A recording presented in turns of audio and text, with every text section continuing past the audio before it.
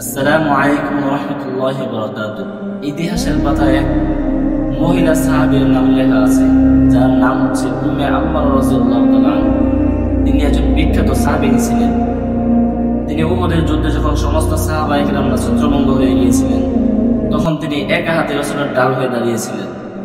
রাসূলের চারপাশ দিয়ে তীর আসতেছিল, সেই মহিলা সাহাবী রাসূল সাল্লাল্লাহু আলাইহি ওয়াসাল্লামের ঢাল হয়ে দাঁড়িয়েছিলেন।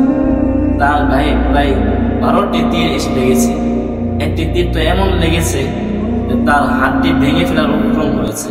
তার প্রাণ চলে যাচ্ছে, তারপরেও তিনি আফসোস করেননি। তিনি নিজেকে সৌভাগ্যিনী মনে করেছেন, কারণ তিনি রাসূল সাল্লাল্লাহু আলাইহি ওয়াসাল্লামকে নিজের দ্বারা উপকৃত করতে পেরেছেন। একজন নারী সাহাবীনী হয়ে তিনি রাসূল সাল্লাল্লাহু আলাইহি ওয়াসাল্লামের জন্য নিজের জীবনকে উৎসর্গ করে দিয়েছেন।